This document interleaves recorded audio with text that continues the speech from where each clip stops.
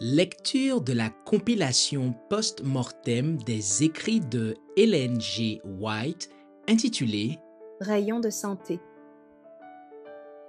Chapitre 8. Hygiène générale. Le Créateur a fait de notre corps un chef-d'œuvre. Il faut en étudier la structure, en comprendre les besoins et le préserver de toute atteinte du mal. La pensée qu'il doit être le temple de Dieu, une habitation où sa gloire se révèle, devrait nous pousser à prendre soin de nos forces physiques et à les développer. La circulation du sang. Pour jouir d'une bonne santé, il faut avoir le sang pur. Lorsqu'il contient les éléments nutritifs voulus et qu'il est purifié et vivifié par l'oxygène, il porte partout la vigueur et la vie. Il répare et nourrit l'organisme. Plus parfaite est la circulation, mieux s'accomplit ce travail.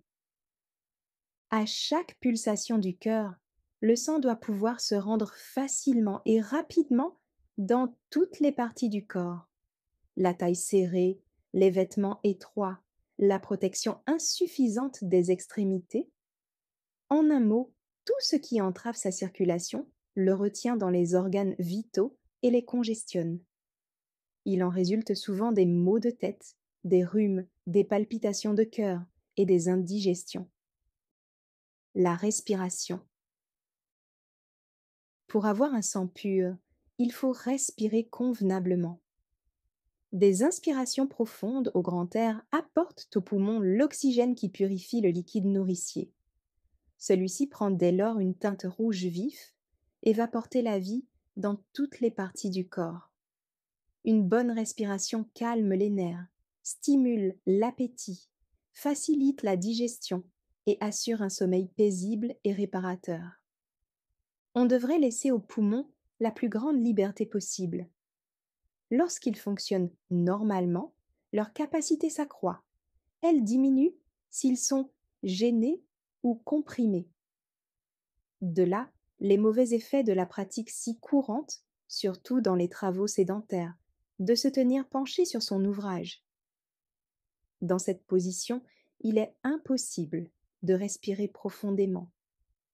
La respiration superficielle devient bientôt une habitude et les poumons perdent leur élasticité. La compression de la taille produit le même effet. La partie inférieure des poumons manque de place. Les muscles abdominaux qui doivent faciliter la respiration ne peuvent jouer librement. Et les poumons sont gênés dans leur expansion. La quantité d'oxygène reçue de cette manière est insuffisante. Les déchets toxiques qu'il faut éliminer par les expirations sont retenus. Le sang circule lentement et devient impur. Et ce ne sont pas les poumons seuls qui souffrent de cet état de choses, mais encore l'estomac, le foie et le cerveau. La peau devient jaune, la digestion se ralentit, le cœur s'affaiblit, le cerveau s'obscurcit. Les pensées deviennent confuses et l'esprit est envahi par des idées noires. L'organisme tout entier est déprimé et devient particulièrement sujet à la maladie. L'air pur. Les poumons rejetant constamment des impuretés doivent être pourvus d'air pur en abondance. Viciés, ils n'apportent pas une quantité suffisante d'oxygène et le sang passe dans le cerveau et les autres organes sans être vivifié, d'où la nécessité d'une ventilation parfaite. C'est affaiblir l'organisme tout entier que de vivre dans des chambres fermées, mal aérées. On y devient particulièrement sensible au froid. Le moindre courant d'air détermine une maladie. Bien des femmes sont pâles et faibles parce qu'elles restent enfermées.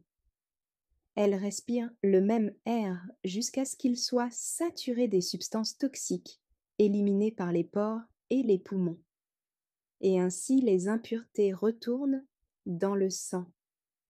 Dans la construction des édifices publics ou privés, on devrait tout disposer de manière que le soleil et l'air y entrent librement. Les églises et les salles d'école sont souvent défectueuses à cet égard. Le manque de ventilation explique l'assoupissement qui détruit l'effet des meilleurs sermons et rend la tâche des maîtres pénible et ingrate. Autant que possible, les maisons d'habitation devraient être construites sur les hauteurs, dans des endroits secs, ce qui éviterait les maladies causées par l'humidité et les miasmes. Cette question est trop souvent considérée à la légère.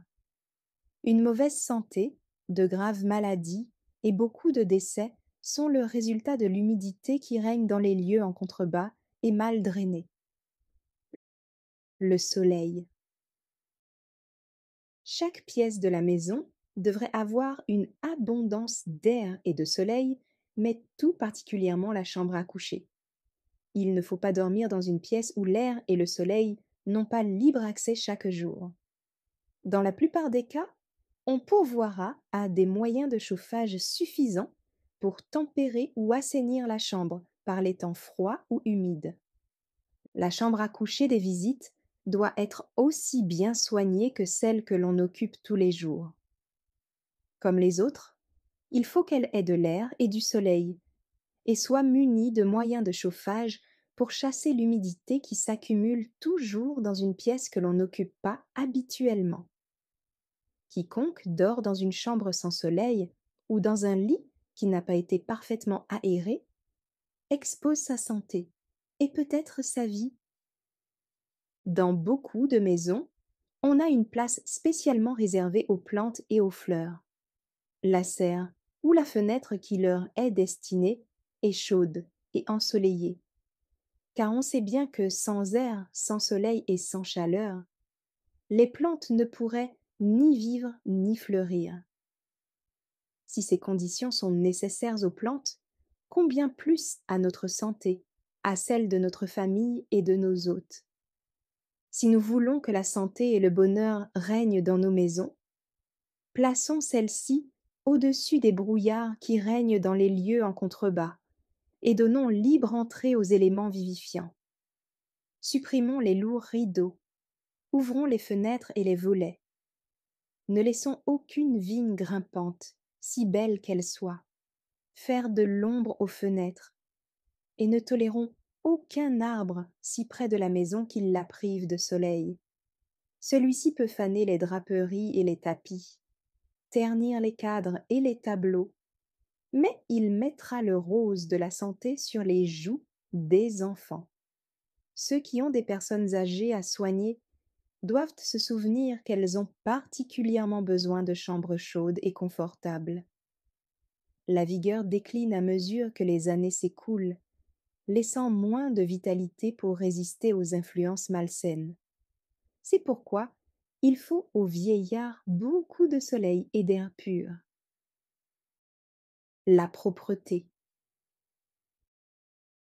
Une propreté méticuleuse est essentielle à la santé du corps et de l'esprit. La peau élimine constamment les impuretés de l'organisme. Les millions de pores sont facilement obstrués s'ils ne sont pas tenus en état de propreté parfaite par de fréquents lavages. Les impuretés qui devraient être éliminées par ce moyen vont surcharger d'autres organes excréteurs. Beaucoup de personnes se trouveraient bien de prendre chaque jour, matin ou soir, un bain froid ou tiède.